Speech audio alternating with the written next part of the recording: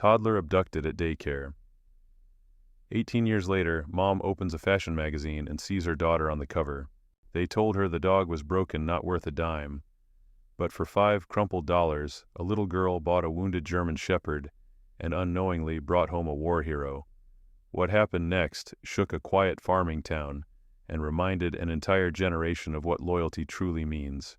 The day Lily found the dog wasn't anything special, just the sort of slow, sun-drenched afternoon that made time feel like it was standing still out on the edge of town. The cicadas droned, the gravel crunched beneath her boots, and somewhere in the distance the low moan of an old windmill turning made it feel like time had looped back 30 years. Her grandfather had taken her along to visit an old neighbor's property, the kind of place where rust grew faster than weeds, and old tractors outnumbered fences. While he talked shop with the owner, something about fence posts and winter feed, Lily wandered off, curious as always. That's when she saw him. Behind the weather-beaten barn, half shielded by a wall of hay bales and a collapsing lean-to, something moved. Cautious but unafraid, she stepped closer.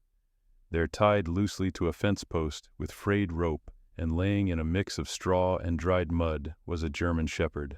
The dog was gaunt ribs showing through mangy fur, and one of his legs hung awkwardly stiff with pain or old injury. But what struck Lily most wasn't the limp or the filth. It was the look in his eyes. He didn't growl or flinch, he didn't whimper. He just stared at her with the weary gaze of something that had seen too much and didn't expect kindness anymore. The man who owned the property noticed her staring. "That mutt," he said, lighting a cigarette with fingers stained from oil and tobacco. "Busted up his leg a while back. Ain't good for nothing now. You want him $5." Her grandfather raised an eyebrow. "She's 7, he said, only half joking." But Lily wasn't listening. She reached into the pocket of her worn denim jacket and pulled out 5 crumpled dollar bills, her entire savings from helping Grandma gather eggs and sweeping the front porch. "He's worth it," she said. The man took the cash without looking twice. "Your problem now." Lily walked over slowly, speaking gently, and untied the rope. The dog didn't resist. He stood unsteady but willing, and followed her without so much as a sound. Her grandfather knelt down beside her, one hand resting on her shoulder. "You sure about this, sweetheart?" She nodded. "I think he picked me." When they got back to the farm, Lily made him a bed in the old barn behind their house. She laid out 2 wool blankets, placed a chipped bowl of water beside him, and even gave up her favorite stuffed bear to lie beside his head. She named him Bruno. No reason why, the name just felt right, and sat with him until the sun dipped behind the hills and the crickets began to sing. Bruno didn't bark, he didn't whine, he didn't even move much that night. But just before Lily went back inside, he let out a long, low sigh, like a man settling into a worn rocking chair after a hard day. And in that moment, something unspoken passed between the two of them. Something real, something sacred. From that night on, Bruno was hers. And though no one could have known it yet, that $5 dog was about to change everything. Mornings on the farm always started early, roosters crowing before the sun even touched the hill's dew, clinging to the fence rails like a second skin. But for the first few days after Bruno arrived, Lily didn't need an alarm. She'd wake before dawn, still in her flannel pajamas, and tiptoe barefoot through the wet grass to the barn. Bruno would be there exactly where she left him, nestled into the blankets she arranged like a nurse in a makeshift hospital. His eyes would flick open when she arrived, tail giving a faint, uncertain thump on the floorboards. He still didn't bark, didn't whine, but each day he looked a little more alive. Her grandfather kept watch from the porch, arms folded across his chest, coffee mug steaming in one hand. He was a man who'd seen his share of hard seasons, hail that ruined crops. Cattle gone sick years when the bank called more than friends did. But watching that big battered shepherd rise, slow and gentle, just to greet a little girl, well, it stirred something in him he hadn't felt in a while. By the end of the first week, Bruno was eating more, limping less, and even started following Lily on short walks to the hen house. She'd chatter away about school, about her favorite books, about how one of the chickens reminded her of her 3rd grade teacher, and Bruno would trot beside her like he was born to it.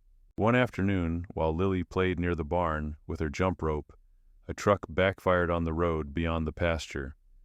The loud bang sent chickens flapping and cows turning, but Bruno did something different. He stood stock still, ears perked, body stiff, and braced like a statue. His eyes scanned the distance, and his whole posture shifted from docile farm dog to something sharper like a soldier, catching a whiff of old training. Lily's grandfather saw it too. "That dog's seen things," he muttered under his breath. That night, as Lily tucked Bruno in, she pointed her finger at him and jokingly said, "Bang." It was the sort of thing she'd seen on cartoons. But what happened next took her breath away. Bruno dropped instantly, rolling onto his side and going completely still, playing dead with perfect precision. Lily blinked, stunned. "Grandpa, did you see?" He nodded, stepping into the barn doorway. Somebody taught that dog real commands, not tricks, training, the kind you don't get at the county fair. The next day, the puzzle pieces started falling into place. While watching a documentary about soldiers on TV, Bruno perked up again. Marching boots, radios, sirens. He didn't panic, he listened. He reacted like he remembered. "Sweetheart," Grandpa said slowly, "I don't think this dog is just any old stray. There's history behind those eyes. Somebody put time into him, real time."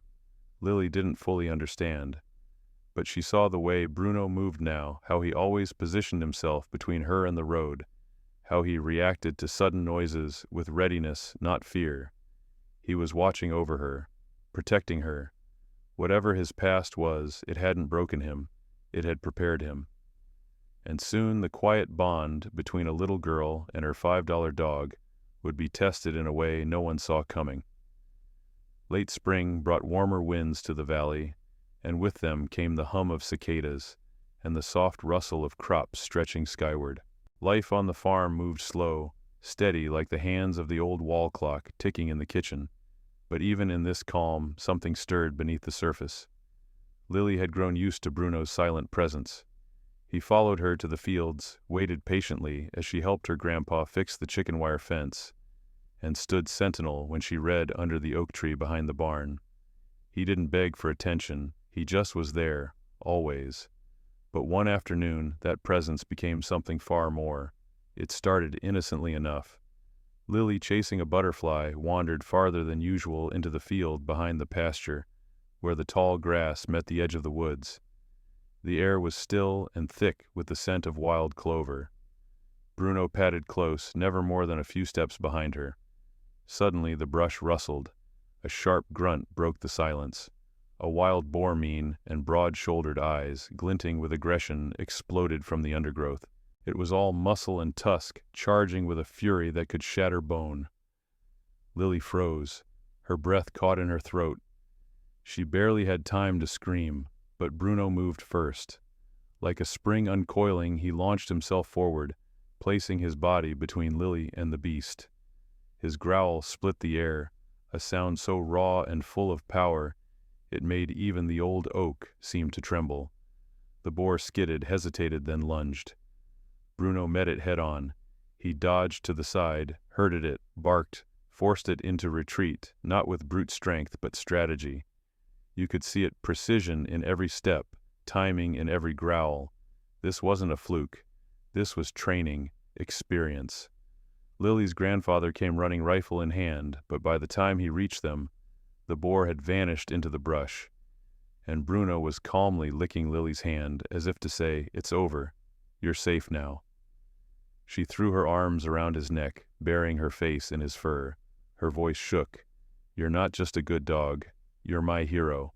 That night her grandfather sat on the porch long after Lily went to bed. Bruno lay at his feet, head on his paws, eyes open and watching the road. The old man lit a pipe and stared out at the dark hills. He didn't just protect her, he muttered. He acted like he was trained to, like it was his duty. He got up the next morning and made a call. "We're taking him to town," he told Lily. "There's something we need to know." The town's veterinary clinic wasn't much, just a squat brick building wedged between the feed store and the bait shop. But Dr. Simmons had a kind voice and eyes that had seen more than most. He welcomed them in and examined Bruno slowly, gently, and then his fingers paused along the dog's neck. "There's something here," he said. He reached beneath the fur, pulled gently, and out came a small, worn metal chip barely the size of a coin. It was a military tag. Moments later, the scanner beeped. Bravo 9, the screen read. K9 unit. Presumed killed in action 2 years ago. Lily stared, lips parted. "You were a soldier," she whispered. Bruno leaned into her hand, silent but calm. Dr. Simmons looked up. This dog didn't just belong to someone, he belonged to the country, and somehow, he found his way back. By the end of that week, word of Bruno's story had spread through town like wildfire through a dry wheat field. It began with a short piece in the local newspaper penned by Joe Ralston, the retired editor who now wrote obituaries and the occasional community feature. The headline read, "Decorated war dog found alive, saved by local girl." But it wasn't the words that moved people, it was the photo. Lily standing barefoot in the barn, her arm draped around the neck of a proud, stoic German shepherd. Bruno's eyes were calm, his posture noble. You could see the bond, the trust that ran deeper than anything forged in commands or combat. By Sunday, the church bulletin mentioned him in its opening prayer. On Monday, a retired Marine named Hank drove in from 2 counties over, served with a unit just like his, he told Lily's grandfather. "We called them ghosts. They'd vanish into the brush and only reappear when it was safe." Bruno sat beside Lily the whole time, tail gently thudding the porch boards as strangers brought treats, toys, and even small American flags. People didn't come just to see a dog, they came to remember. For the older men who walked with canes and wore faded service caps, Bruno was a living piece of something sacred. A time when the mission mattered. When loyalty wasn't a slogan, but a way of life. For the women who hugged Lily and dropped off pies or knitted scarves for the dog, it was a reminder that healing could begin in the unlikeliest places. "Your girl," one neighbor whispered to Lily's grandpa. "She brought a soldier home." That's something. But amid the growing reverence came questions. Dr. Simmons received a call from the Army's K9 program coordinator. Then one from a military historian in D.C. Someone even sent a reporter from a regional TV station. Lily didn't like the way they looked at Bruno, as if he were a curiosity, a relic. "He's not a story," she told one of them quietly. "He's family." At night, Lily's grandpa sat by the fire, leafing through old letters from his own time in Korea. Bruno lay at his feet, and every now and then the dog would twitch in his sleep muscles, remembering maybe what words couldn't say. "Men come back with ghosts in their bones," he muttered one night, sipping weak coffee from his chipped mug. "Dogs do too, only they don't complain. They just keep watch." The family decided not to send Bruno back into any program or parade. He'd done his time. Whatever missions he'd served, whatever loss he'd seen, it ended here with a child's compassion and a second chance. That fall, the town held a small ceremony in the schoolyard. The mayor came. Veterans stood in salute. Lily, in her Sunday dress, held Bruno's leash while a brass plaque was unveiled, in honor of Bravo 9, a hero lost and found, for courage, loyalty, and the healing only love can bring. No one clapped. They just stood quiet, some wiping their eyes. And through it all, Bruno remained still, ears high, beside his little girl. Winter came early that year. The first frost settled in October, creeping across the windows of the farmhouse like silver lace. The mornings grew stiller, and the fields stood quiet under the low-hanging clouds. But inside the barn, warmth remained.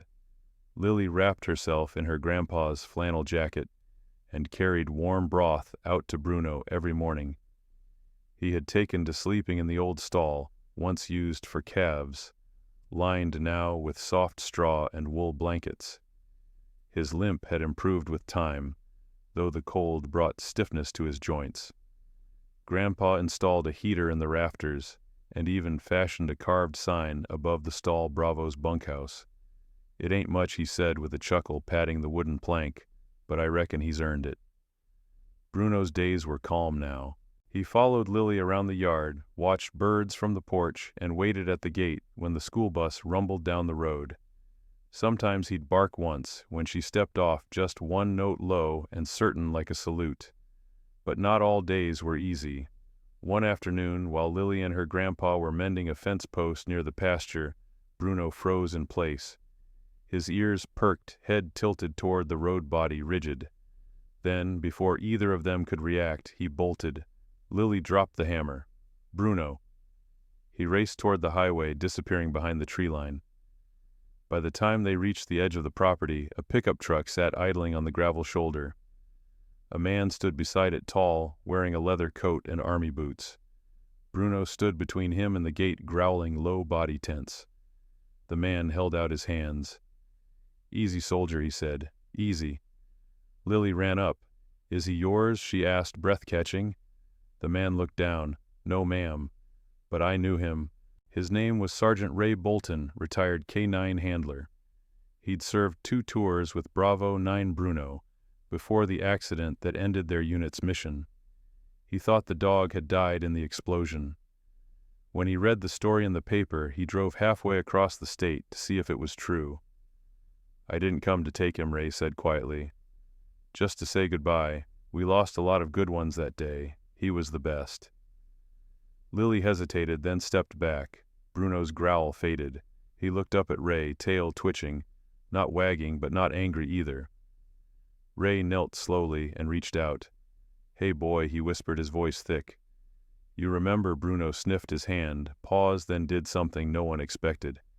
He nudged his nose under Ray's arm just once. Then he turned and walked back to Lily. Ray stood. "He's got a new mission now," he said with a nod. "You take good care of him." "I will." Lily set her hand on Bruno's back. As the truck drove away, Grandpa put a hand on Lily's shoulder. "Funny thing," he said, eyes still on the dust trail. "Sometimes heroes find their way home. Sometimes they build a new one." That night the fire crackled as snow began to fall. Bruno lay curled at the foot of Lily's bed, her hand resting gently on his head. Outside the world turned white and silent. But inside love kept watch. Spring crept in with the scent of lilacs and the slow return of life to the fields. The pastures turned green again, and morning dew glistened on the fence rails. On the farm routines found their rhythm, feedings, chores, quiet walks at dusk. But for Lily and Bruno, everything felt a little deeper now, a little stronger. Bruno no longer limped. The scar on his leg remained, but his strength had returned. He patrolled the edge of the farm like a sentinel, not out of habit, but devotion. When Lily climbed trees or played near the creek, Bruno would sit just far enough to give her space, but close enough to reach her in seconds. The town, too, had changed. Bruno's story had inspired more than just warm headlines. The local VFW post held a ceremony dedicating a bench in the town square in honor of Bravo 9 for loyalty beyond duty. Veterans gathered, saluted. Some cried quietly behind sunglasses. Lily was asked to speak. She stood on the small wooden stage in her Sunday shoes, hands trembling slightly. "I didn't know where heroes came from," she began, "but now I think sometimes they just show up when you need them most." She looked down at Bruno, who sat at her feet, calm and proud. "They don't always wear capes. Sometimes they wear fur, and sometimes they cost $5. The crowd chuckled gently, then applauded. Her grandpa wiped a tear from the corner of his eye. Later that summer, a letter came from the Department of Defense. It offered to transfer Bruno's military records and formally recognize Lily as his post-service guardian. Enclosed was a medal, a silver star, with a paw insignia along with a handwritten note. Bravery isn't always found on battlefields. Sometimes it's found in barns beside little girls with big hearts. Thank you for giving our soldier a home. Lily kept the medal in a wooden box on her nightstand, beside a photograph of her and Bruno taken that winter, her in a wool coat, him sitting tall ears perked toward the horizon. Years passed. Lily grew older.